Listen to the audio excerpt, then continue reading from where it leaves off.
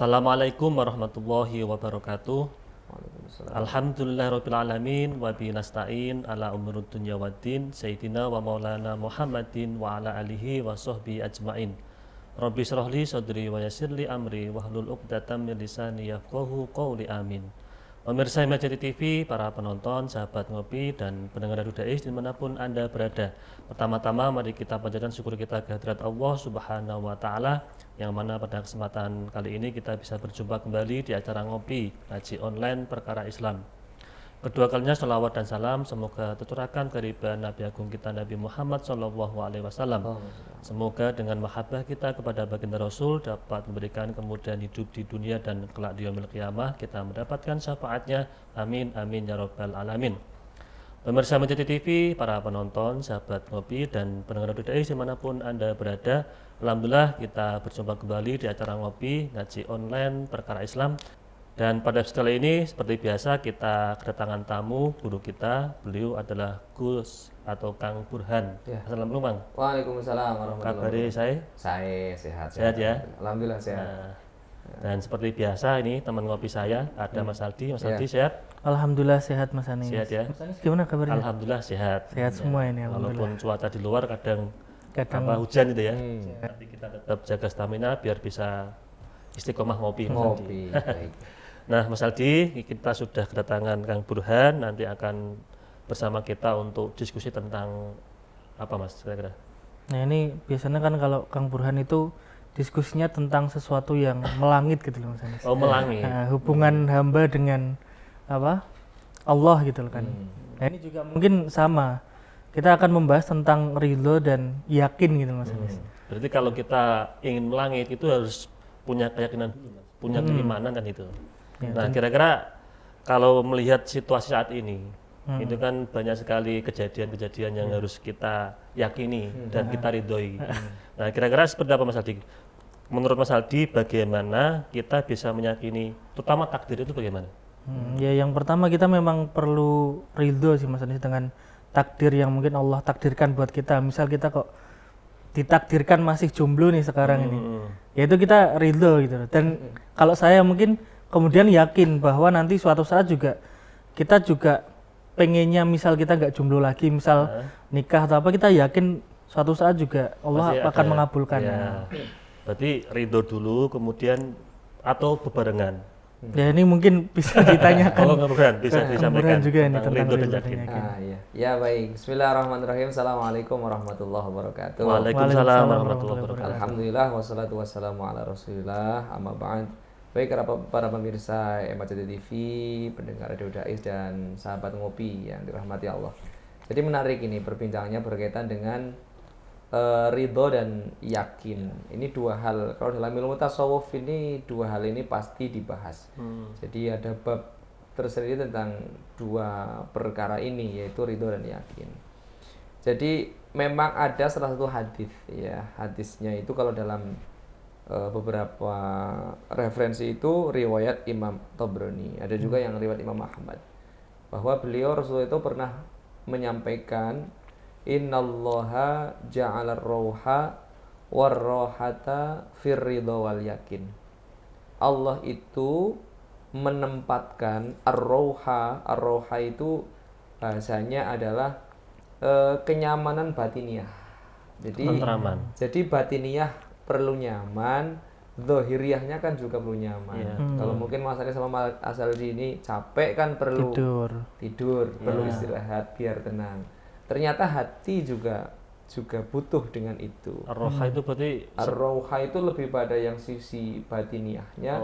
Ar-rohata itu sesuatu yang sifatnya zahir. kalau istirahat itu Istirahat berarti roha. roha Makanya istiroha. Istiroha, Nah, ya, satu akar kata dengan itu, istiroha itu satu akar kata dengan kata roha. Nah, dalam dua hal yaitu ridho dan yakin. Jadi kalau Mas Anis sama Mas Aldi ini kepingin hidupnya tenang, hidupnya tentram, ini kalau tips dari Rasulullah ya, maka harus memiliki dua sifat ini, ridho dan yakin. Dalam hal apapun. Jadi bisa dalam hal duniawi, hal ukhrawi, itu bisa diterapkan dua perkara ini. Hmm. Nah, pertanyaannya ridho itu apa itu? Ridho itu secara simpel saja ya. Ridho itu adalah kesadaran dalam hati bahwa apapun yang diberikan oleh Allah itu adalah yang terbaik. Oke. Ini kan bagi sebagian orang mungkin mampu, tapi bagi sebagian orang mungkin barangkali juga sesuatu yang sulit. Iya, iya, iya. Contoh begini, ada orang yang diberikan oleh Allah sakit-sakitan sampai dengan bertahun-tahun. Untuk pada posisi ridho bahwa sakit itu adalah yang terbaik kan sulit. Betul. Bagi kita yang sehat barangkali wah, alhamdulillah ridho saya diberikan anugerah sehat itu gampang. Tapi bagi orang yang terkena musibah, orang yang sedang dalam tanda kutip itu tidak ada sisi nyaman dalam hati, maka ridho ini menjadi sesuatu yang sulit. Makanya karena sulit itulah ketika kita mampu, maka kita akan mendapati yang namanya tenang, nyaman. Batinnya kita itu seperti istirahat. Namanya tidur kan tenang. Iya. Tidur itu kan tanpa beban. Makanya disampaikan an-naum sibhul maut. Jadi tidur itu sebenarnya serupaan dengan mati. Jadi kalau ada orang mengatakan barangkali takut dengan kematian, yo koyok wong sing ora tahu turu wae. Sebenarnya kalau dia itu sudah tahu nikmatnya tidur, oh tidur itu ternyata nikmatnya, masya Allah. Berarti sebenarnya mati lebih nikmat. Oke. Nah, itu ya. Ini bukan berarti kayak mati rasa gitu Gus tadi ridho. Mati Jadi kalau misal kita mengalami apa terus kita jadi wis gak usah dipikir gitu lah kan. Misalkan gini Gus, Gimana? kan contoh tadi kan apa tadi sakit bertahun-tahun, Ya. kan jomblo bertahun-tahun. Nah, itu gimana itu coba? Nah, tinggal itu sesuatu yang menenangkan apa tidak. Nah, gitu. kalau itu sesuatu yang menenangkan, ya sudah, tidak perlu kita belajar ridho, berarti sudah ridho. Karena puncak dari ridho ini kan nyaman. Puncak dari ridho ini kan tenang. Jadi Nah, kesadaran misalkan diri kita itu untuk dengan lama menjomblo kok tenang, nyaman, itu berarti Enggak bahaya, ridho dengan adanya dengan keadaan itu. gitu ya. Sama dengan orang yang diberikan sakit-sakitan nih Mas Anies, diberikan stroke misalkan. Lo dengan stroke itu justru malah dia itu nyantai, ya biasa lah, ini bagian daripada kehidupan, dinikmati, malah punya hikmah. Wah, semenjak sakit malah saya lebih dekat dengan Allah, misalkan jadi seneng donga, jadi seneng zikir, ya berarti sudah menjadi orang yang ridho. Nah, itu termasuk kategori ridho. Ridho. Nah, pertanyaannya, kira-kira itu merata semua orang mampu atau tidak? Nah, makanya perlu dibahas. Dibahas karena tidak semua orang itu mampu. Ya barangkali orang diberikan musibah. Saat ini sedang ada musibah di Demak ya misalkan. Saudara-saudara kita itu mudah-mudahan diberikan kemudahan oleh Allah. Mereka di sana sedang ditimpa musibah. Lah, kira-kira kita itu mau mikir mereka ridho atau tidak kan? Sulit.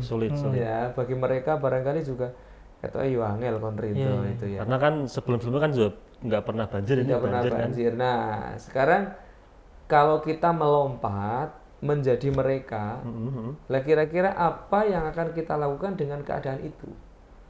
Apakah akan selalu mengeluh? Apakah akan kemudian merasa bahwa Allah tidak adil? Apakah justru malah ya sudah lah, ini barangkali yang terbaik, bagian daripada kehidupan, kan kita yang memilih. Iya. Kita yang memilih. Lah bagi orang yang ridho itu tadi kesadaran dalam hati bahwa ya sudah, berarti inilah yang terbaik yang dipilihkan oleh Allah. Nah, ini yang barangkali sulit bagi orang anak-anak muda ini misalkan. Kira-kira karo iki kira-kira cocok apa tidak ya jodohnya. Itu kan itu. Pernah saya punya teman itu. Bahkan malam di mana dia akan menikah. Malam di mana besoknya menikah. Itu masih ada dalam hati itu, apakah ini yang terbaik untuk saya? Oh, masih gamang-mamang gitu ya? Ya, padahal sudah besok loh nikahnya. Ya wajar kalau saya mengatakan wajar. Kenapa? Ya karena belum merasakan kebersamaan. Jadi masih mikir-mikir mungkin apa barangkali punya pandangan lain atau barangkali ada ketidakyakinan dengan orang tersebut. Kenapa kok malam harinya masih mengatakan apa ini memang betul-betul yang terbaik. Nah, kalau itu sudah dipilihkan oleh Allah, misalkan ternyata besok takdirnya memang nikah dengan dia, ya berarti itu yang terbaik untukmu. Berarti ketika malam itu belum yakin, itu berarti belum ridho. Ya belum, berarti belum ridho itu. Kalau itu ya sudah, berarti yakin inilah yang terbaik. Besok itu sadar betul dalam hati bahwa itulah yang terbaik. Nah, itu yang sulit. Karena kita bisa ridho itu ketika sudah merasakan soalnya. Kalau belum merasakan, kita kan sulit ridho. Iya, iya. Ya, sampean bekerja di suatu perusahaan, belum pernah dapat gajinya, bagaimana mau ridho? Tapi kalau sudah dapat gaji, kan baru bisa, ya sudah gaji segini tidak apa-apa, mungkin ini rizkiku ini memang segini. Tapi kalau pas prosesnya kan tidak bisa, belum bisa ridho tuh. Paling ridho dengan jenis pekerjaannya, jenis aktivitasnya. Karena sudah dilalui. Tapi kalau gajinya kan belum bisa ridho. Sama dengan menikah tadi, karena dia belum bisa merasakan pernikahannya, belum akad. Jadi wajar kalau belum bisa ridho, masih ngambang begitu. Tapi kan kita tidak boleh demikian. Kita harusnya ya sudah, besok mau akad ya harus belajar ridho kan gitu. Yakin ini adalah yang terbaik. Kalau ridho itu dengan pasrah sama enggak, Bang? Ridho dengan kalau pasrah itu Tawakal atau pasrah tawakal itu gini, pasrah tawakal itu bisa di awal, bisa di tengah, bisa di akhir. Gitu ya. Ya, tawakal. Misalkan Mas Anies sudah berusaha mencari pasangan. Dalam proses mencarinya, Ya. kan tawakal juga. Iya. Itu tawakal juga. Tawakal juga kan, wis pasrah sama Allah. Yang penting saya berusaha. Kok dapat pasangannya nih, masih bisa tawakal enggak? Masih. Iya. Saya pasrahkan kepada Allah, mudah-mudahan yang terbaik. Oke. Setelah kemudian berumah tangga, kan pasrah lagi. Pasrah lagi ke Allah nih, dipasrahkan lagi. Artinya pasrah itu bisa dalam prosesnya, bisa setelah prosesnya. Contoh, Rasulullah itu pernah didatangi oleh sahabat yang naik unta. Nah, ketika kemudian masuk di dalam rumahnya Rasulullah itu, ditanya oleh beliau, kamu naik apa? Naik unta. Apakah untanya diikat? Tidak. Kenapa? Karena sudah saya pasrahkan kepada Allah. Itu keliru. Harusnya diikat dulu, baru pasrah. dipasrahkan. Bukan kok yang namanya pasrah, saya pasrahkan kepada Allah, itu saya punya mobil, saya punya kendaraan, tidak dikunci. Kuncinya tak tinggal malah di motor. Sudah keliru. Pasrah itu kan proses, usaha, setelah itu kemudian dikunci, ditempatkan di tempat yang pas, baru dipasrahkan kepada Allah. Berarti ikhtiar kan? Ikhtiar baru tawakal gitu ya. Nah, kalau misalkan yang namanya pasrah itu pasrah bongkoan, pokoknya ngger motor, ngger di Jalan ke sembarangan parkir ya. sembarangan, kunci ditinggal, pasrah itu nekat namanya. Iya. Itu bukan tawakal, tapi barangkali nekat. Makanya wa may yatawakkal 'alallah fa huwa hasbuh. Barang siapa yang bertawakal ya sudah, Allah itu yang akan memperhitungkan Berarti segala sesuatu. ridho itu apakah tadi kan kemarin itu kan bahas sabar kan Gus? Nah itu kan sabar, terus apakah terus hasil akhirnya itu ridho tadi, ketenangan dalam batin itu? Ridho itu jadi begini, puncak kita mencari sesuatu itu kan ridho. Makanya kalau bahasa di pesantren, belajar niatnya apa? Mencari ridhonya Allah. Iya. Ya kan? Tidak nyari pinternya kan? Tidak nyari alimnya yang pertama kan? Kenapa kok bahasanya mencari ridhonya Allah?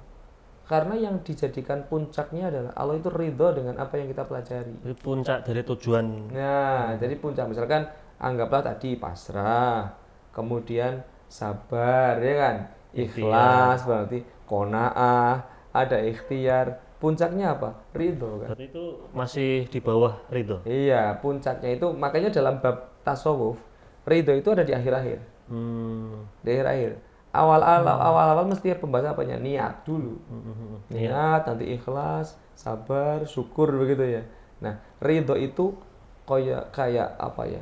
Positioningnya. Oh, saya memposisikan diri ini sebagai orang yang ridho. Sudah, karena mendapati suatu musibah, di dalam musibah itu ada sabar, ya kan? Ada ikhlas, ada qanaah. Puncaknya apa? Ya sudah, bahwa sadar diri bahwa ini yang terbaik yang dipilihkan oleh Allah. Oke, Itu kan nyaman, orang yang seperti itu kan nyaman. Ya, kita itu diberikan sesuatu oleh Allah. Kalau kita itu tidak ridho kan tidak nyaman. Contoh begini, contoh mudah. Malam ini saya datang ke sini nih, datang ke sini. Sesuatu yang ada di hadapan kita itu kan yang harus kita nikmati. Betul. Iya.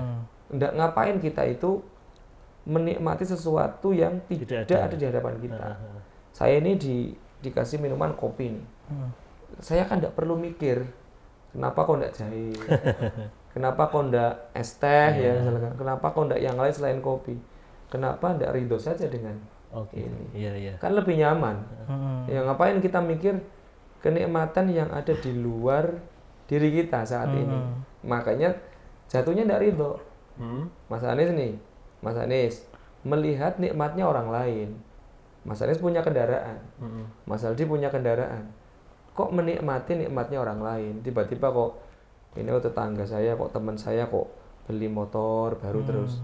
Padahal sama-sama punya motor, sama-sama punya kendaraan. Tapi kenapa?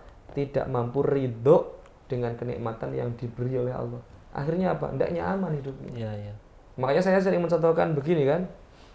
Sudah punya pasangan, tapi menikmati pasangan orang lain. Oke. Ya kan? Iya, Sama itu dengan tadi bermasalah kan? tuh, iya. Agak loading. Sudah punya nikmat, saya sudah punya nikmat, saya sudah punya istri kok. Ngapain saya menikmati istri orang lain? Iya. Artinya begini, melihat istri tetangga kok istri tetangga tak lihat-lihat kok semakin seksi gitu ya. Tambah glowing misalnya kan. Kok tambah wayu. Lah ngapain saya mikir nikmati orang lain? Sendiri kan, ya? Di rumah ada. Dan saya sering mengatakan bahasa rumput tetangga terlihat lebih hijau. Saya tidak sepakat itu kan. Iya. Yang sepakat adalah karena kita kurang menyiram rumput sendiri.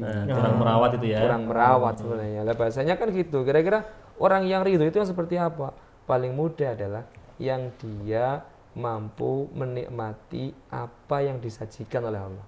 Mulai ning kantin-kantin itu kan nikmati yang tersaji. Iya enggak? Sering enggak? Nikmati yang tersaji. Itu kalau mau dimakna itu ridho itu sebenarnya. Implementasi dari ridho ya. Iya, cuma kita kan hanya di ini saja ya, apa namanya di tulisan-tulisan saja nikmati yang tersaji. Ya seperti ini. Lah kenapa tidak dinikmati yang tersaji? Saya sering mengatakan kalau pas ngisi pengajian, ibu-ibu datang, para jamaah datang. Lah kemudian penceramahnya datang. Lah kalau tidak dinikmati penceramahnya itu mau ngapain? Ya maka apapun yang disampaikan penceramahnya, ya dinikmati kata per kata, materi per materi, lucu ra lucu kira ora patek penting. Yang penting pokoknya dinikmati itu. Iya. Ya kita sudah meluangkan waktu, meluangkan tenaga untuk hadir di majelis ilmu. Tapi kita tidak mampu menikmati itu, kan rugi. Iya. Soalnya kan kadang gini kan, kalau misal tadi kayak kita di kajian ilmu itu kan, itu kan kadang kita kalau misal nggak ridho atau mungkin tadi nggak nyaman itu kan pasti kemerungsung juga kan. Hawa ini kapan bare kan. Itu karena tadi kan, makanya Allah itu meletakkan rasa tenang kan gitu toh. Iya, rohah Rasa tadi ya. tenang, roha wa rohata itu firridho wal yakin. Jadi dalam ridho dan yakin. Contoh saya itu mau berjamaah di Masjid Agung Jateng nih, mau sholat tarawih. Begitu nyampe sini tarawih, lah kok yang dibaca 1 juz. Nah, akhirnya kan dalam hati Rasido terawih. Nah, tidak jadi terawih kan? Akhirnya gitu. Nggak ridho. Itu sama sebenarnya itu gambaran kecil saja ya. Berarti saya hatinya nggak ridho kalau tarawih di MAJT. Kenapa? Terlalu panjang. Kadang tetap terawih, tapi ternyata di pertengahan kemerungsung juga. Nah, pertanyaannya begini. Lah kalau nggak dinikmati, kan eman-eman. Ya. Kita sudah niat Jauh-jauh datang ke MAJT, jauh-jauh hujan-hujanan misalkan. Sudah nyampe MAJT, sudah sholat. Bahkan di dalam sholat kok kemerungsung kan eman-eman. Sayang kan waktunya kan, ngapain tidak dinikmati saja. Makanya nikmati apa yang tersaji, nikmati nikmatmu sendiri. Jangan kita itu sering mencoba menikmati nikmatnya orang lain. Itu yang membuat kita tidak nyaman. Iya. Betul Gus. Jadi kan ini kan kaitan dengan bagaimana kita bisa ridho dengan keadaan diri sendiri. Ya. Apapun itu kan ya. Termasuk ya tadi banyak hal ibadah, kemudian muamalah macam-macam. Nah sekarang gini Gus. Ridho itu kan makom tertinggi ya itu ya. Ya. Jadi sebelumnya ada beberapa ikhlas macam-macam itu. Hmm. Bagaimana cara kita itu bisa benar-benar ridho terhadap keadaan yang kita terima? Kan mungkin ridho itu kan nggak hanya sebatas apakah itu juga hanya keadaan kekecewaan atau nikmat juga termasuk harus ridho. Ya. Jadi semuanya. Makanya bahasanya tadi di awal kesadaran dalam hati kita bahwa apapun yang diberikan oleh Allah itulah yang terbaik. Itu kan sama dengan orang yang menerima takdir. Menerima takdir, Tapi oke. orang yang menerima takdir tidak mesti ridho loh. Gimana itu? Ya misalkan contoh, sudahlah saya menerima dengan dia. Tapi menerima dengan dia itu kalau tidak ridho ya tidak nyaman. Terpaksa mungkin. Terpaksa akhirnya. Jadi Orang kalau sing liyane. kepingin ditingkatkan yuk menerima plus ridho kan gitu kan. Mungkin karena kurang yakin, Gus. Nah itu tadi makanya kan nanti kan di komben itu ya. Nah sekarang begini, kalau misalkan ada orang yang sudah ikhtiar ya ikhtiar ingin mendapatkan sesuatu, kemudian sesuatu yang didapatkan itu tidak sesuai dengan yang kita inginkan, kan gitu. Ada orang berdoa contoh saja, ada orang yang berdoa, ketika diberi oleh Allah ternyata yang diberi itu tidak sesuai dengan yang kita inginkan, Ya. maka kita akan apa? Kecewa akhirnya. Ya, kekecewaan muncul. Kecewa. Kenapa kecewa? Karena tidak sadar bahwa itu yang terbaik yang diberikan oleh Allah. Gitu loh. Jadi arahnya itu tetap ke sana. Kalau kita sadar betul bahwa oh ini yang paling baik. Saya mintanya itu rizki, tapi Allah kok malah memberinya kesehatan, memberinya kok malah kenyamanan hidup, memberinya malah yang lain. Nah itu berarti dia sudah berpikir, mampu sadar bahwa itulah yang terbaik yang diberikan oleh Allah. Berarti ekspektasi kita itu misalkan tadi lewat doa atau lewat usaha gitu ya. Orang bekerja tapi pengen nabung, pengen mungkin buat rumah atau macam-macam itu. Tapi delalah itu nggak sesuai. Nah itu menyikapinya tadi ya dengan cara mawas diri gitu ya, evaluasi diri gitu ya. Mawas diri sekaligus itu kesadaran bahwa apapun itulah yang terbaik. Soalnya begini. Orang itu kan ketika berdoa, kenapa kok kemudian dia mudah putus asa, kemudian dia mudah kecewa? Karena doa itu sering hanya dijadikan sebagai jalan untuk meminta, bukan sebagai jalan ibadah.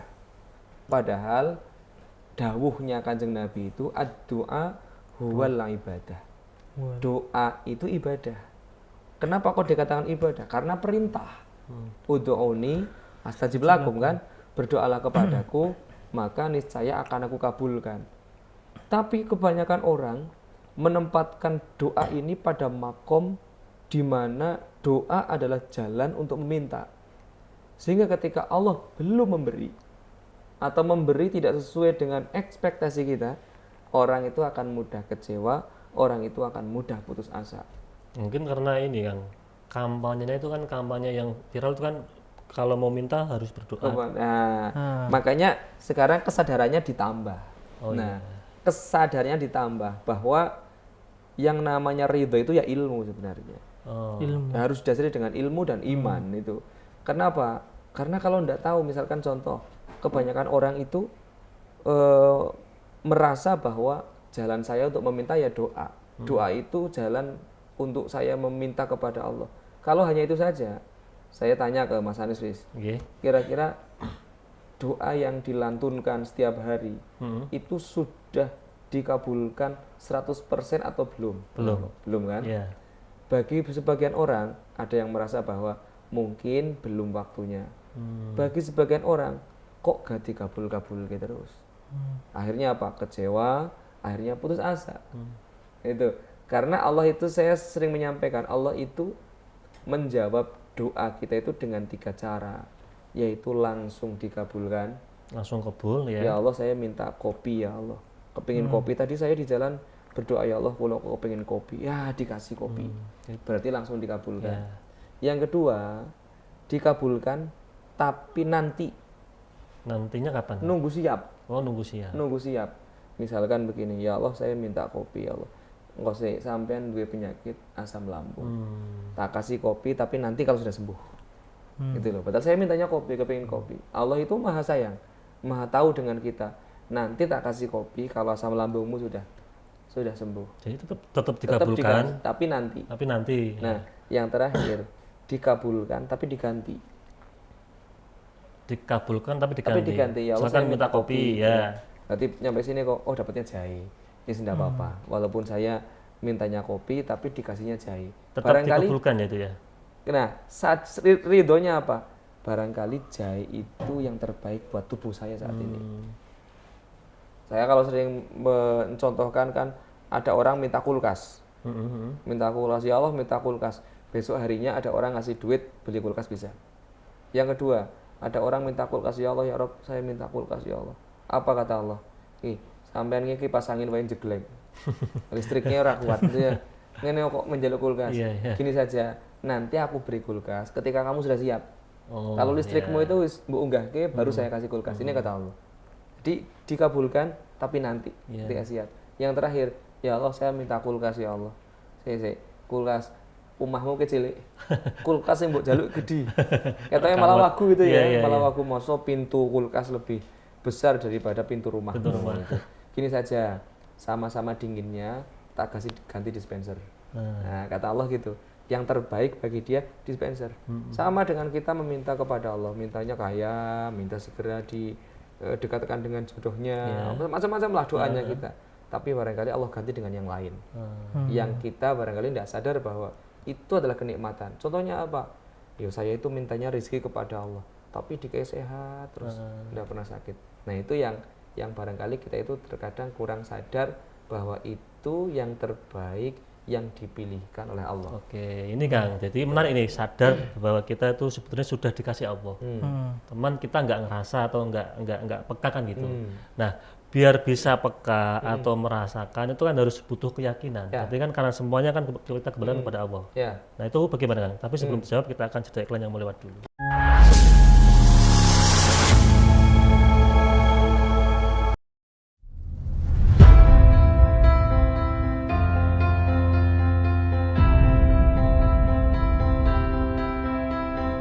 Masjid Agung Jawa Tengah kini hadir dengan berbagai pelayanan dan fasilitas yang membanggakan. Berdiri di pusat bumi Jawa Tengah, masjid ini semakin kokoh menciarkan ajaran agama Islam, tidak hanya di kancah lokal dan nasional, tapi juga internasional.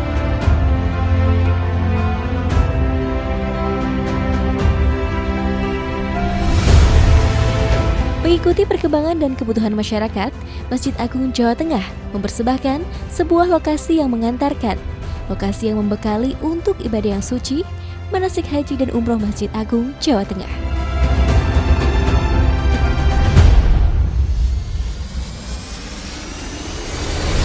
Dilengkapi replika bangunan Ka'bah, Bukit Safa dan Marwah, beserta area manasik yang luas, maka lokasi ini tepat untuk menjadi pilihan Anda melakukan proses manasik sebelum melaksanakan ibadah yang suci. Dengan 2 pintu gerbang utama, sistem keamanan yang sudah modern, area parkir yang luas semakin memudahkan Anda dalam beribadah maupun kenyamanan dan keamanan selama proses manasik berlangsung.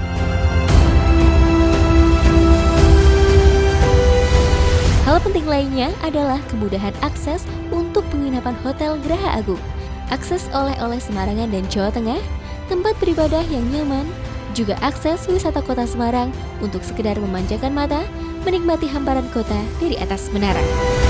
Tentunya, ini semua demi pelayanan yang mengedepankan kepuasan Anda sebagai pelanggan. Dengan berbagai macam kelebihan tersebut, maka lokasi manasik di Masjid Agung Jawa Tengah layak menjadi pilihan Anda sebelum melaksanakan ibadah yang suci ataupun untuk proses pendidikan putra-putri kesayangan.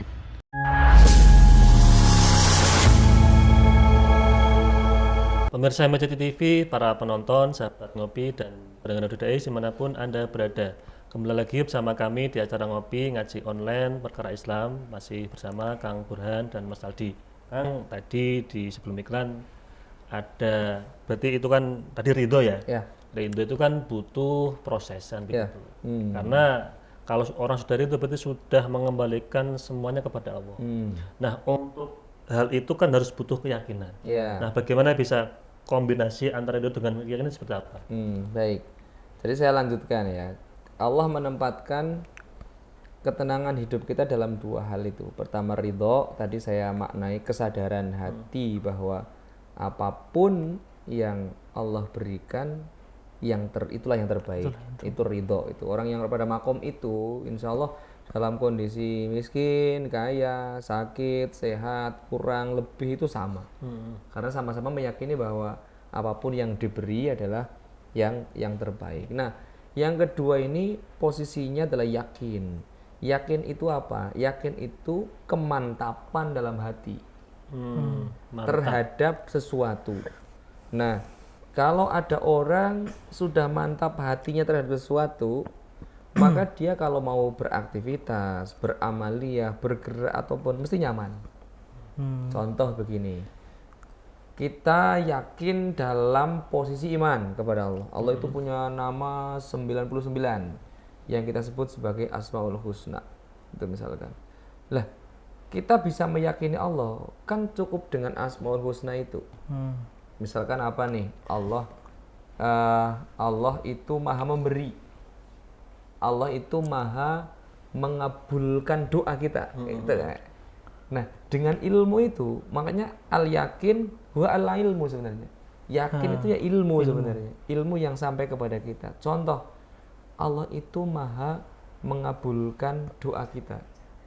Maka kalau ada orang yang berdoa tapi tidak disertai dengan keyakinan, nihil hasilnya. Walaupun hanya motivasinya ibadah saja. Ya karena kita itu tidak yakin. Makanya syarat orang berdoa kan begini. Orang itu kepingin berhasil dalam berdoa itu begini. Satu, ada yang diminta. Kan jelas ya, ada yang diminta ya. Mas Anies mau minta apa silahkan disusun sendiri doanya. Setelah ada yang diminta, yang kedua adalah yakin bahwa akan dikabulkan. Nah ini konteksnya yakin ini kan, yakin. Masalahnya banyak orang yang berdoa bahkan dia tidak yakin dengan doanya. Dengan doanya sendiri. Iya, contoh begini, ya Allah, saya kepingin jadi menantunya Pak Gubernur. Nah tapi dalam hati, tapi apa iso yo? Nah itu nggak yakin. Itu nggak yakin. Wong doa, padahal yang namanya berdoa itu gratis, yakin itu juga gratis. Ya Allah, saya kepingin jadi direktur ya Allah, tapi saya orang bodoh ya, apa bisa ya? Karena kan kepengen jadi caleg tuh ya. Saya kepingin jadi caleg, tapi kok saya miskin, apa bisa ya?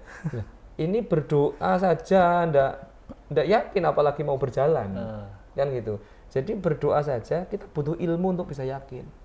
Tapi kan gini Kang, artinya begini, orang berdoa kan harus realistis, harus tahu diri gitu. Nah, kan nggak boleh yang tadi terlalu ketinggian. Terlalu tinggi, ya makanya begini, itu kan adab doa. Adab doa itu apa?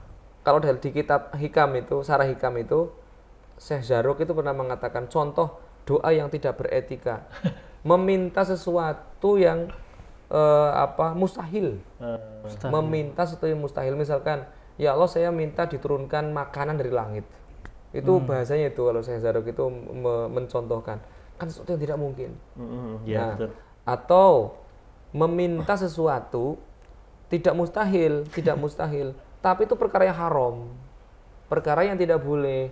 Ya Allah, hari ini saya sudah mencuri, ya Allah, saya minta kepadamu mudah-mudahan hasilnya berkah. Mungkin nyolong kok ndonga ben hasilnya berkah, kan sesuatu yang tidak mungkin. Betul. Tidak mungkin terharam itu. Nah makanya ada etikanya. Nah berarti itu termasuk doa yang tidak beretika. Iya, tidak beretika dan jauh dari qabulnya Allah.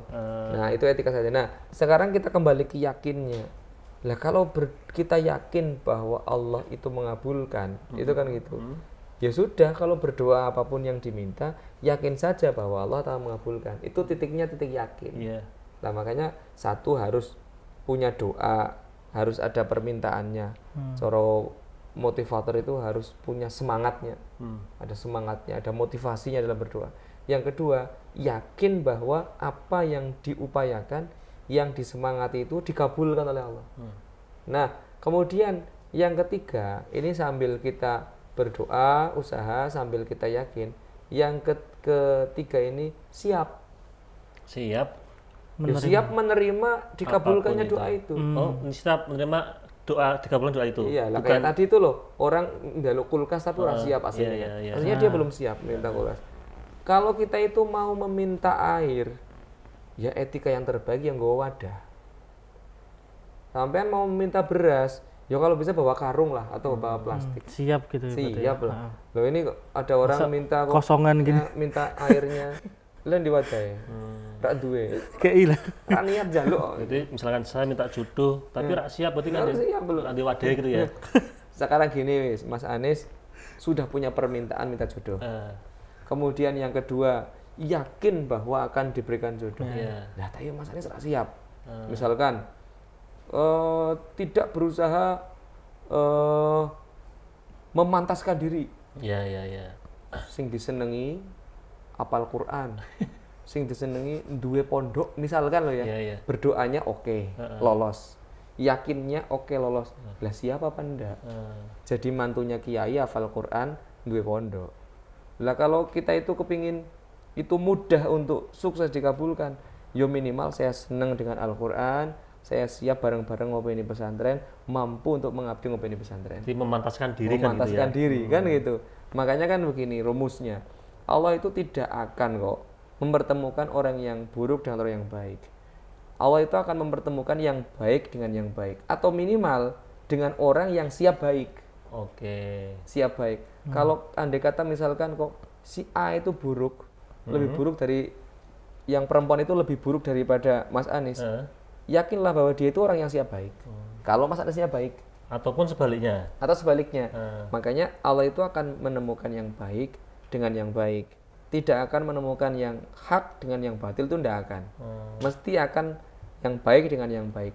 Maka rumusnya mudah sebenarnya.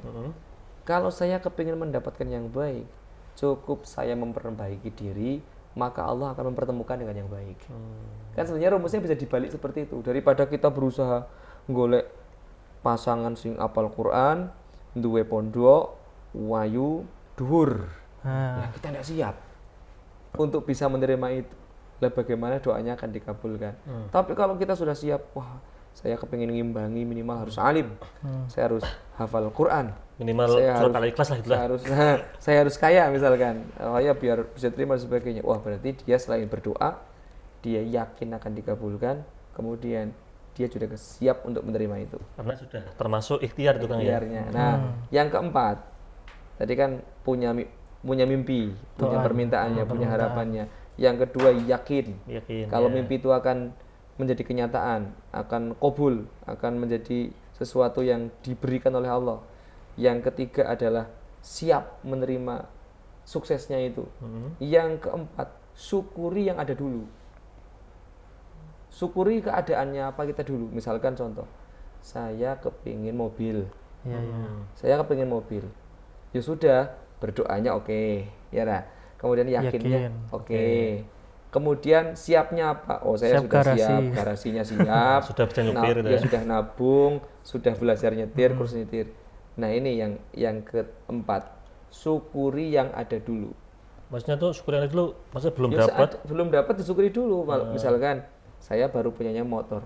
Ya, adanya motor ini sambil disyukuri dulu. Sambil menunggu tabungannya itu nyampe. Disyukuri yang ada dulu. Kenapa? Karena begini, ya diberi motor saya tidak syukur kok. Lah ngapain tak kasih mobil? Itu kata Allah kan gitu misalnya. iya. Ngapain dia dikasih tak kasih mobil? Motor aja sering kufur kok, sering tidak disyukuri kok. Ngapain tak kasih mobil? Nanti malah tambah kufur dia. Saya kepingin menyelamatkan dia, tidak usah saya beli, saya kasih mobil. Itu misalkan kata Allah begitu. Karena kepingin menyelamatkan kita justru. Kalau diberi mobil malah tambah rasa syukur, malah tambah dablek misalkan. Jadi ini prinsip-prinsip ini, 4 prinsip ini kira-kira bisa diterapkan dalam kita itu sukses di bidang apapun.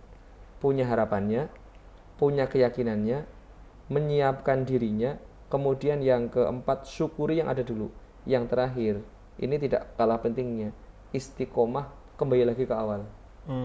Sudah nyampe sini, kok belum dikabulkan, kembali lagi. Doa lagi, Dimuter terus ya. yakin lagi kan itu, doa lagi, yakin lagi, siap lagi, syukur lagi.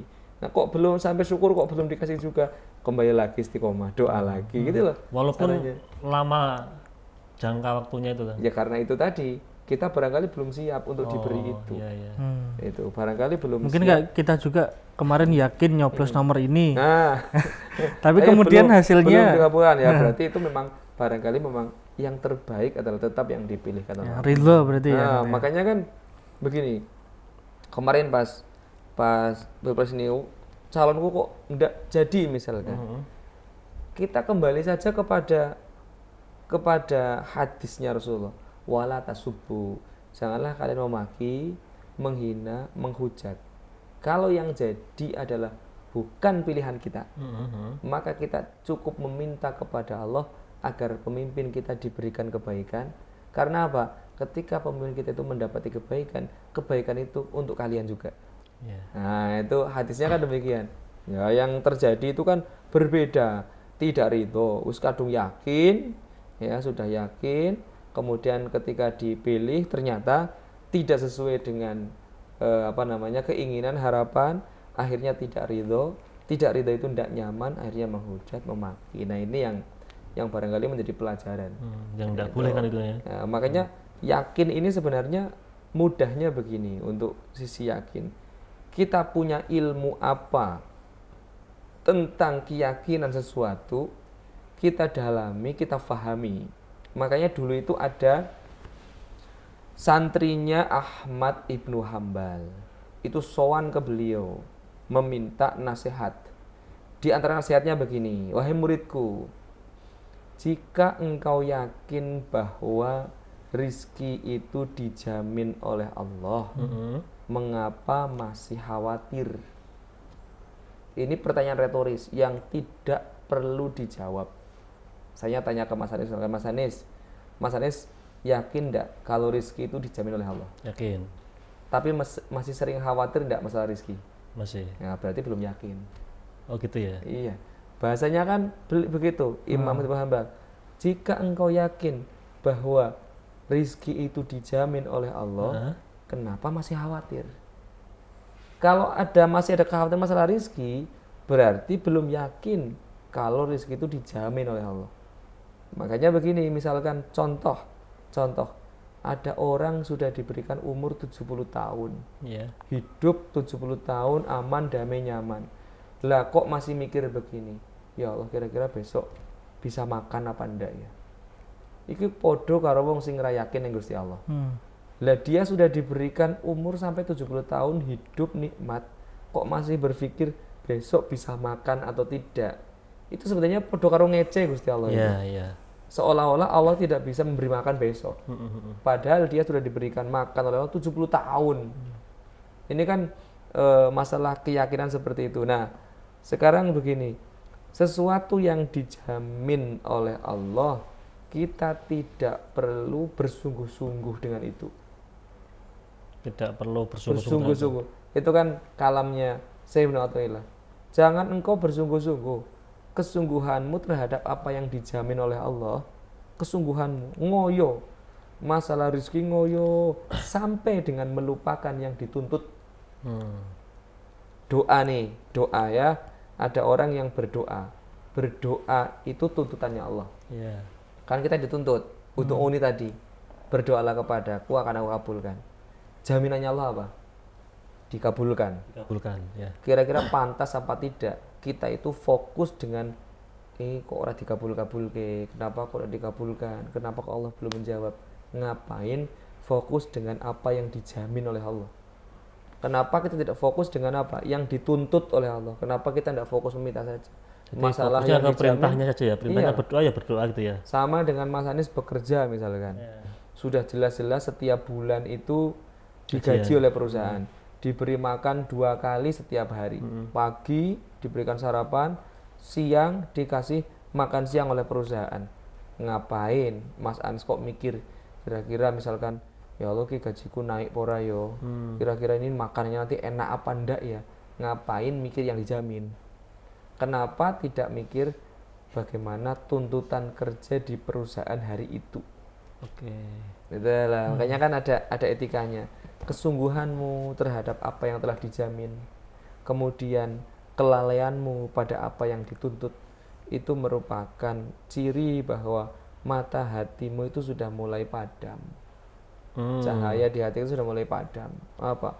Lebih sering fokus pada yang dijamin, bukan pada yang dituntut.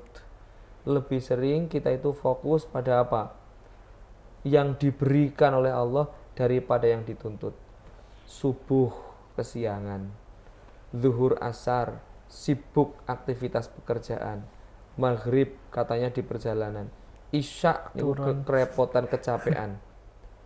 Kan karu-karuan toh. Yeah, ini yang dituntut sholat wajibnya kan masya Allah. Ini kan tuntutan ini. Iya, iya. Lah begitu kok buat status, ya Allah, mudahkanlah urusanku. Cocok enggak kira-kira? Nggak cocok. Enggak cocok. Iya. Mudahkanlah urusanku itu jaminannya Allah. Memudahkan urusan kita itu jaminannya Allah. Ngapain kita fokus? Ya Allah, mudahkanlah urusanku ya Allah. Berikan rezeki yang melimpah ya Allah. Turunkanlah jodoh segera ya Allah. Misalnya ngapain mikir itu? Lah kita itu mengabaikan yang dituntut kok. Iya, iya. Gitu loh. Kita itu mengabaikan yang dituntut. Ngapain kita itu fokus dengan apa yang dijamin. Yang kedua, masalah yakin ini. Beliau Imam Ahmad Ibnu Hanbal itu mengatakan kepada muridnya, jika engkau yakin, ini kan keyakinan, ilmu ya, ilmu tentang, tadi kan ilmu tentang rizki, Yeah. bahwa rizki itu dijamin oleh Allah. Sekarang yang kedua, jika engkau yakin bahwa surga itu dijamin oleh Allah, kenapa tidak semangat? Kenapa tidak semangat mencarinya? Nah, saya tanya sama Mas Aldi, yakin apa tidak kalau surga itu ada? Yakin. Yakin. Apakah setiap hari kita fokus semangat mencarinya? Kadang ya loyo. Nah, ini pertanyaannya. Tapi sekarang begini, wis. Nah, Siapa yang bisa sholat jamaah subuh di Masjid Agung Jawa Tengah selama 40 hari tanpa putus-putus, akan aku berikan hadiah mobil haji haji. tahun ini tanpa menunggu gratis. Semangat nggak Semangat. Semangat. Padahal tadi surga itu jaminannya Allah. Pak Basyiru bil jannatil lati kuntum tu'adun. Aku berikan kabar gembira kepada kalian surga yang aku janjikan, kata Allah. Dijamin oleh Allah nih, yang beramal soleh, yang dia beramaliyah baik, yang dia beriman kepada Allah, aku berikan surga. Tapi pertanyaannya, jika engkau yakin bahwa surga itu ada, kenapa tidak semangat? Kenapa beda ketika kita misalkan, oh ini Pak Gubernur akan memberikan hadiah mobil untuk mereka yang ikut jalan sehat. Wah, semangatnya pagi-pagi itu langsung Itu pun ikut. artinya bisa enggak dapat itu ya. Nah, padahal jelas tidak dapat, tidak mesti dapat itu. Tapi semangat itu kan luar biasa. Iya, iya, iya. Nah, yang sudah jelas-jelas dijamin oleh Allah. Iki lho tak kei surga sampean. Sing penting gelem amal ibadah, gelem iman ning Gusti Allah, tak kei surga. Lah iku kok ndak semangat. Maka sebenarnya itu ujian keyakinan kita. Ini kan kita bicara yakin. Iya, iya. Maka artinya begini, yakin itu apa?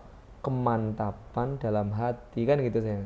Kemantapan dalam hati dari apa yang sampai kepada kita. Yang sampai kepada kita itu ilmu. Kan gitu. Iya, iya. Mas Aldi kan paham kalau Allah itu Maha memberi. Kan tinggal diyakini saja itu kalau Allah Maha memberi. Ketika meminta kepada Allah, yakinlah Allah itu akan memberi. Allah itu Maha memberikan rizki kepada kita. Ar-Rozak, Allah itu memberi rizki. Ya kalau kita sudah punya ilmunya itu, kan tinggal ditingkatkan menjadi yakin. Yakinlah kalau Allah itu akan menurunkan rizki. Oh, Allah itu Maha baik dengan kita. Tidak akan menguji hambanya di luar kemampuan kita, misalkan. Ya sudah, seberat apapun ujiannya, artinya apa? Kita pasti mampu melampaui. Kan gitu. Iya. Itu kalau yakin. Lah sekarang kalau ada orang diberikan ujian, Gusti Allah ini terus sih, aku ora kuat. Loh, ini berarti rak yakin. Tidak yakin kalau Allah itu Maha memberi solusi, Maha memberi ujian itu yang bisa kita hadapi. Mungkin karena Nah, itu gini lah. Kang, mungkin kita itu masih terikat dengan hal-hal yang bersifat materi gitu loh Kang. Nah, Jadi kalau kita membicarakan surga atau apa itu yang mungkin gambarannya itu terlalu jauh, itu kayak tadi kurang semangat gitu. karena mungkin begini, yang namanya pahala, yang namanya surga itu sesuatu yang sifatnya imani, Sesuatu yang kita imani, bukan sesuatu yang ilmi yang kita bisa lihat dengan apa ya, mata kepala. Contoh, akan diberikan haji kan kelihatan, akan diberikan mobil kelihatan sehingga semangat. Masalahnya surga, pahala itu tidak terlihat. Makanya ya pantas kalau misalkan ini kemarin momen Isra Mi'raj, itu kan ujian keimanan juga. Makanya kenapa dulu ketika ada peristiwa Isra Mi'raj tidak ada satupun orang yang percaya, Muslim ataupun kafir Quraisy, kecuali hanya satu sahabat Abu Bakar yang beliau kemudian diberikan julukan As-Siddiq. Itu kan ujian keimanan. Padahal kenapa ayatnya menggunakan subhana? Subhana kan maha suci Allah dari kekurangan, maha suci Allah dari ketidakmampuan. Artinya apa? Allah pasti mampu kok. Artinya kenapa kok disematkan kata subhana? Iki sing nglakokke Gusti Allah. Ngapain kamu kok tidak yakin? Sama dengan begini. Ini loh yang menghandle acara ngopi ini Pak Gubernur. Ngapain kok ragu? Jalankan saja. Ada yang kata subhananya itu untuk meyakinkan. Ini loh Allah. Maha suci Allah. Subhanallah itu kan maha suci Allah. Nah kalau itu nyantel ke saja keimanannya ke situ. Kenapa kok sahabat Abu Bakar itu kok beliau itu menjadi orang yang percaya? Ya karena ayatnya subhana itu. Oh ini Allah yang menjalankan kok. Nabi Ibrahim itu dibakar hanya dengan makulna ya narukuni kan. Bardaw wassalaman ala Ibrahim. Ini yang melakukan Allah kok. Api itu akan tunduk kepada Allah. Artinya apa? Ada orang yang betul-betul keyakinannya sangat tinggi sehingga dia itu sudah melupakan sesuatu yang sifatnya logika. Karena keyakinannya. Nah, makomnya kita itu hanya lebih pada sekedar ilmu. Ilmu itu tahu. Makanya ada orang yang hanya sekedar tahu, ada orang yang dia kenal, ada orang yang dia dekat. Kita tahu bahwa Allah itu maha melihat, semuanya tahu. Tapi kita belum tentu kenal Allah itu maha melihat. Buktinya apa? Kita masih berbuat maksiat santai-santai saja. Kayak itu seolah-olah itu Allah tidak melihat. Padahal kita tahu loh. Kita sudah sama-sama tahu. Innallaha sami'un basir. Allah itu maha mendengar, maha melihat. Semua orang tahu. Kita level itu lebih dari sering ini. Tahu. Setelah tahu, harusnya kenal. Kenal itu begini. Sudah mengenal Allah, bahwa Allah itu melihat kita, maka kita hati-hati. Nah, kemudian tahu, kenal, yang terakhir dekat. Orang yang dekat dengan Allah itu orang yang sudah bisa merasakan, oh ternyata Allah itu memang maha melihat. Aku tidak perlu berdoa, Allah sudah mengabulkan. Melihat apa yang diinginkan dan juga mendengar apa yang diinginkan. Oh Allah itu memang, berarti sudah dekat banget itu. Sudah dekat. Makanya kita itu tingkatkan saja dari kenal, dari tahu kenal. Menjadi kenal itu sudah sadar diri betul. Syukur-syukur menjadi dekat. Nah, kalau sudah dekat ini yang dekat aqrabulit taqwa. Dekat itu yang sudah bisa merasakan. Jadi kalau Mas Aldi proses PDKT dengan Allah pasti. Kalau Mas Aldi sudah tahu bahwa Allah Maha mendengar kan tahu. Kemudian ketika berdoa itu sudah penuh dengan keyakinan bahwa Allah itu akan mengabulkan. Nah, begitu dikabulkan, Mas Aldi itu sudah sadar dalam hati bahwa oh ya Allah, ternyata memang Engkau itu zat yang maha dekat, zat yang maha mendengar. Itu namanya orang yang sudah dekat. Wah, ini menarik nih. Ngomong tentang keyakinan, tadi ada ilmu tuh kan. Ada istilah itu kan, ada ainul yakin. Itu gimana Kang itu? Ada ilmu yakin, ada ainul yakin, ada hakul yakin. Ini kan itu ya. Kalau ilmu yakin itu tadi sekedar tahu saja. Sebenarnya ini tadi benar ini. Oh gitu ya. Jadi tingkatannya tadi saya itu menjabarkan sebenarnya saya itu yang mengatakan apa namanya kenal tahu, kenal, dekat itu sebenarnya ya ini ilmu yakin. Ilmu kan yakin itu tahu kan? Ya, kemudian ainul yakin. Ain itu kan seperti sumber mata air yang sudah betul-betul bisa tembus lah ke sana lah ya, bisa merasakan itu. Nah, yang terakhir hakul yakin ini yang dekat. Ini biar saya mudah menggambarkannya, makanya saya sampaikannya tadi itu. Tahu, kemudian kenal, dekat. Ini sebenarnya kalau mau dijabarkan ya itu tadi sebenarnya. Ilmu yakin, ainul yakin, hakul yakin. Nah, ini keyakinan tambahan sebenarnya. Keyakinan tambahan dalam materi apa biasanya tasawuf itu biasanya arahnya ke arahnya ke sana. Makanya saya itu sering menjabarkan hal-hal yang sebenarnya saya sedang menjelaskan tasawuf, tapi tak bikin mudah. Sederhana. Tadi saya sebenarnya juga mau menyebutkan itu, tapi biar apa namanya, biar mudah dipahami. Kita itu menjadi orang yang tahu, kemudian kenal, dekat. Ini sebenarnya ilmu yakin. Kalau ilmu Mas Anis yakin, kan hati pasti yakin. tahu istilah kayak gitu. Saya kan belum tahu. Kan itu kan. Kan sekarang gini Kang, ada pondasi yang sangat berpengaruh dalam kita berkeyakinan, yaitu ilmu kan. Karena kalau kita nggak punya ilmu kan, kita mungkin tidak ada keyakinan dalam diri kita tentang bagaimana kekuasaan Allah kan. Iya, iya. Nah, ilmu itu apakah bisa tiba-tiba atau harus diusahakan? Ilmu itu ada dua. Dalam Al-Quran, allama bil qalam, allamal insana ma lam ya'lam.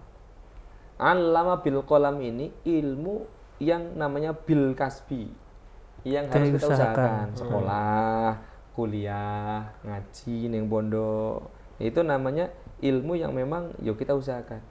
Tapi ternyata ada ilmu yang tidak perlu kita berusaha, ilmu itu akan sampai kepada kita. Bisa macam-macam. Ada orang mengatakan laduni, ada orang mengatakan misalkan tiba-tiba Mas Aldi jalan-jalan kemana begitu ya, mendekati wisata apa di gunung, di lautan, dapat ilmu tiba-tiba, ya Allah, Allah itu mah. Itu sebenarnya ilmu itu. Itu ilmu ya. Ilmu yang alamal insana malam ya'lam. Dari tempat yang sebenarnya tidak menyengaja untuk mendapati ilmu, tapi dapat ilmu nih. Misalkan tiba-tiba ada teman itu punya masalah, tapi teman itu ketika punya masalah kok bisa menyelesaikannya dengan baik.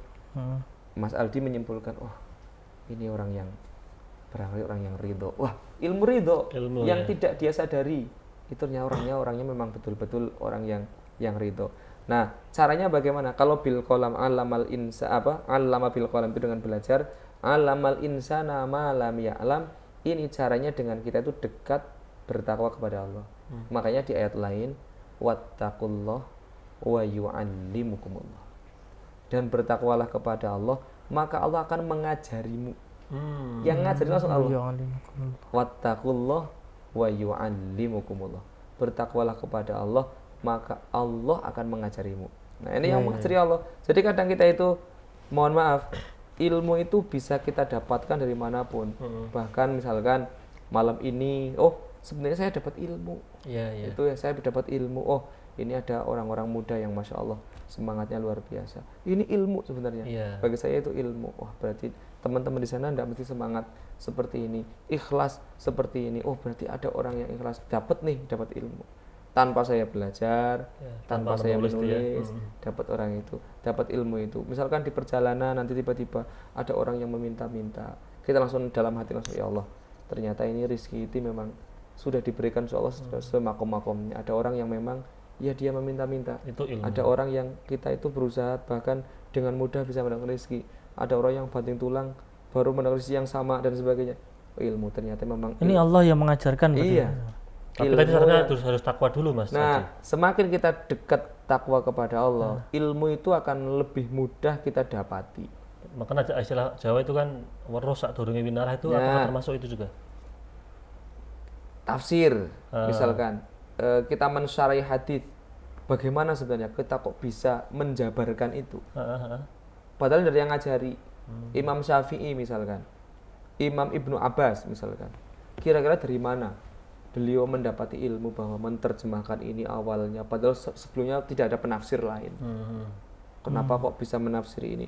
Surah Fatihah, kenapa kok bisa ditafsiri banyak hal sampai dengan berjilid-jilid hanya Fatihah saja?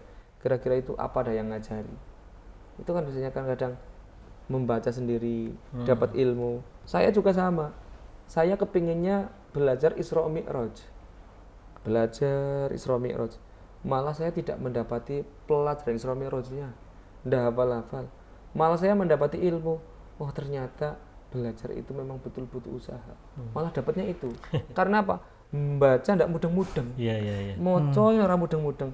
Isra Mi'raj ki opo, tak bolak-balik kok ndak dapat ilmu. Ilmunya malah justru ternyata untuk mendapatkan ilmu itu ya butuh waktu, butuh usaha. Malah dapat ilmunya itu loh. Itu yang barangkali ilmu yang malam ya alam, dari tempat yang orang lain tidak tahu. Saya dapat ilmu itu. Makanya semakin kita itu mengarungi kehidupan, itu ilmu semua. Itu ilmu semua kalau kita mau merenungi, mau mengarungi itu. Tapi kalau kita mau jalan di mobil, di kendaraan santai-santai wae karo nyanyi tok, itu ya kira-kira ya ilmunya ya entah apa. Tapi kalau kita mau ada orang kok seperti itu ya, Memperhatikan ya. ada orang muda, dia mampu untuk bekerja, tapi kenapa kok meminta-minta ya? Itu kan dapat ilmu akhirnya merenung. Oh ya, ini memang ditunjukkan seperti ini terus itu. Oh, dalam hal apapun itu dapat ilmu terus, justru malah dari orang lain. Misalkan pilpres kok ya wong padu, tok misalkan kok ada ya orang yang terlalu mencintai, bahkan orang yang tidak pernah ketemu, Fanatik, orang yang tidak pernah kenal. Nggak pernah ngopi bisa bareng ya sampai tidak pernah ngopi bareng, kok bisa sampai semencintai itu gitu loh. Sampai ketika misalkan ada yang menyinggung sedikit kok bisa marahnya luar biasa sampai keluar grup itu loh.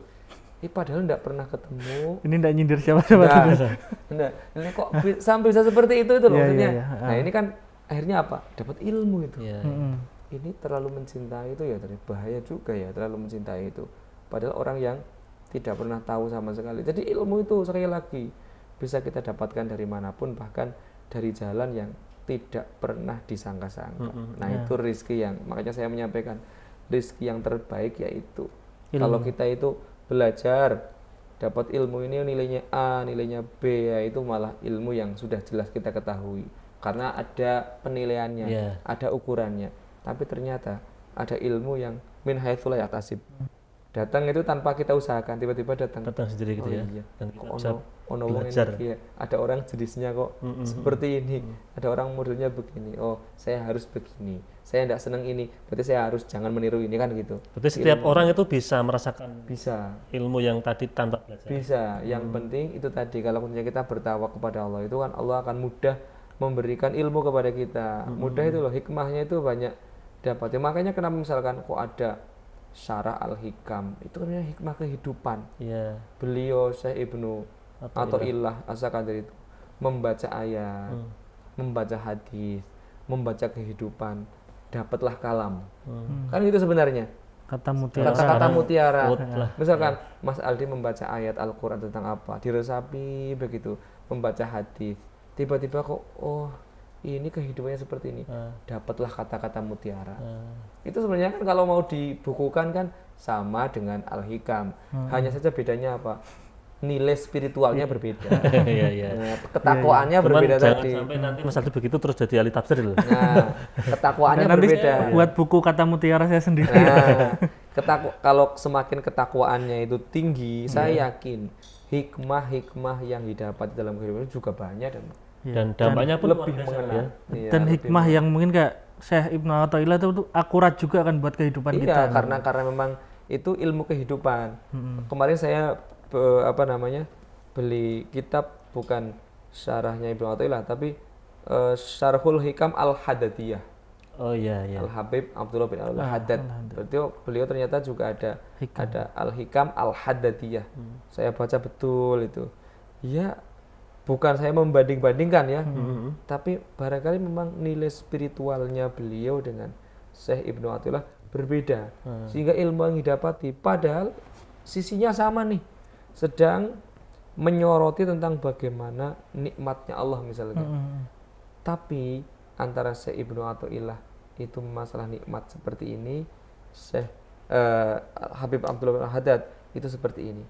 Berarti hikmah yang didapati berbeda, bisa jadi karena nilai spiritual yang berbeda. Walaupun juga sama-sama mempunyai tujuan yang sama kepada Allah kan itu kan. Sama. Contoh, Mas Aldi punya masalah, misalkan masalah jodoh. Mas Anis punya masalah jodoh. Ilmunya kira-kira kalau mau menyimpulkan dengan kata-kata sama enggak kira-kira? Beda. Mesti beda. Iya, betul. Mesti beda. Tergantung apanya? Nilai spiritualnya. Takwanya itu tadi. Takwanya tadi itu. Saya yakin berbeda. Ada dua orang yang berbeda diberikan musibah yang sama. Itu bisa jadi ketika disuruh membuat kalam, silakan buat kata-kata. tentang musibah yang diberikan oleh Allah ini akan berbeda. Jangankan kalam atau kata-kata, curhatannya pun beda. Curhatannya beda.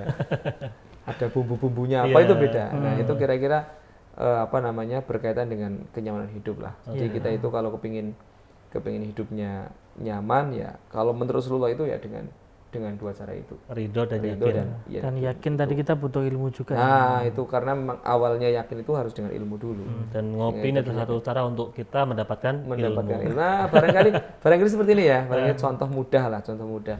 Mas Anies, Mas Aldi dan yang lain ini, kameramen semuanya. Enggak perlu mondok, enggak perlu apa. Mendengarkan betul itu ya. Yang disampaikan Gus Inam, yang disampaikan narasumber yang lain misalkan. Dapat ilmu sebenarnya. Kalau mau meresapi loh ya. Iya. Tapi kalau ngantuk-ngantuk ya wala alam. Kalau ngantuk-ngantuk wala alam. Tapi kalau misalkan kok dirasa betul dapat ilmu kehidupan ya. Atau minimal misalkan kok ono wong ngono kae misalkan ya. Misalkan lihat ustadz siapa kok ono wong ngono kae. Dapat ilmu ya. Oh ternyata itu macam-macam lah ilmu. Jadi itu Mas Aldi itu sebenarnya punya potensi jadi ustadz kan itu. Nah, Karena sering ngopi dan sering ketemu para narasumber kita nih. sebenarnya Mas Anies juga berarti. bisa aja loh. Sekarang kan banyak toh sopir kiai jadi kiai. Waduh. Kenapa? Yo nganter kiainya ngaji ya. Iya. Dia ndak sengaja ikut Ceramahnya. mendengarkan pengajiannya walaupun di mobil sambil ngantuk-ngantuk hafal. Lama-lama hafal akhirnya apa? Jadi kiai kok. Ndak pernah ngaji, ndak pernah ikut diniyah, malah bisa ceramah. Kenapa? Karena setiap hari nganter kiainya ceramah. Itulah manfaat atau barokahnya kita itu bisa Ilmu. belajar dari para kiai atau para Itu contoh narasumber. malam ya'lam itu. Malam ya alam. Kita ndak tahu dari mana ilmunya tiba-tiba bisa ceramah. Oh ternyata nderek kiai sering ikut ceramah sehingga bisa ceramah otomatis gitu. Oke, Kang Burhan, Mas Aldi, ini sudah dikode sama kameramen. Mungkin ada statement terakhir buat pemirsa Kang tentang tema ridho dan yakin, monggo. Baik, jadi kembali pada apa yang disampaikan oleh Rasulullah Shallallahu Alaihi Wasallam bahwa ada dua perkara yang membuat hati manusia itu tenang dalam kehidupannya. Yang pertama adalah ridho dan yang kedua adalah yakin. Ridho ini maknanya adalah kesadaran dalam hati bahwa apapun, dalam kondisi apapun, ya dalam keadaan apapun yang diberikan Allah itu adalah yang terbaik. Yang kedua yakin. Yakin itu apa? Yakin itu ilmu sebenarnya. Ilmu dalam hati kita tentang suatu keyakinan yang kemudian tertancap betul dalam hati sehingga diaplikasikan dalam kehidupan.